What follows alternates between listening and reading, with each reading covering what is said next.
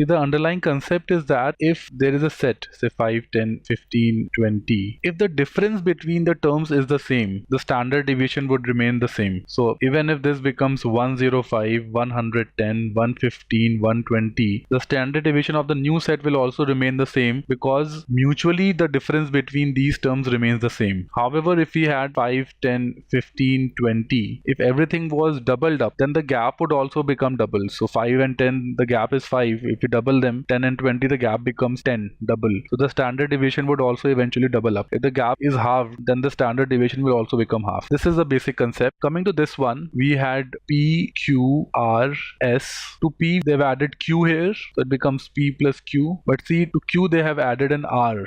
To R, they have added an S. To S, they have added a P. So they have added different numbers, so the standard deviation would change. If we add a 1 to it, if you added 2 to it, if you added 3, if you added 4, of course the gaps would be different and the standard deviation would change. We cannot say that the standard deviation must be the same. The standard deviation may be the same if PQRS are equal or something like that, but yes, we cannot say this. Coming off of some peculiar combination of values may be same, but definitely in most cases it will not be the same. The standard deviation would change. Come to the second case. In this case, what they've done is we had P, Q, R and S. Although these values look different, if you watch them closely, from each term they have subtracted Q. So P has become P minus Q, Q has become Q minus Q0, R has become R minus Q, and from S has become S minus Q. As the same term has been subtracted, the mutual difference between the terms remains the same, and therefore the deviation remains the same. Standard deviation would not change. Definitely here 2 is true. Come to option 3. It has been doubled up. Each term has been doubled, so as I explained here, the standard deviation would also double up, and therefore